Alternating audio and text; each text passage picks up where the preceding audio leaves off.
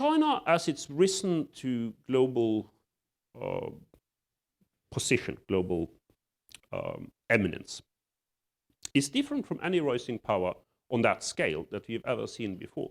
And the main difference is not, in my view, as some people claim, based on different culture or a different history.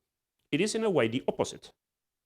China, as it's risen to its current position, is more integrated into the world economy on a broad scale than any other rising power has been in history, including this country, when it rose to prominence in the 19th century.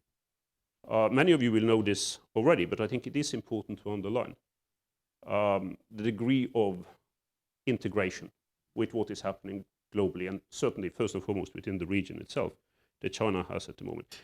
The amount of foreign direct investment into China is a good yardstick, a good measure stick for that. When the rest of the East Asian region industrialized, more or less spanning the whole 20th century, starting with Japan and going through Taiwan, South Korea, parts of Southeast Asia. Of course, there was some foreign money in that, but generally not all that much. China is entirely different. In the exporter-oriented, high-tech, the most productive part of the Chinese economy at the moment, about 60% of the invested capital comes from foreign direct investments, come from FDI. That's unique.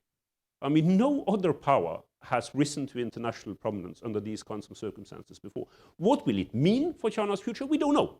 But it certainly means that, in spite of what the government often try to say, China is much more dependent on what happens internationally than any other power that we can compare it to has been at its stage.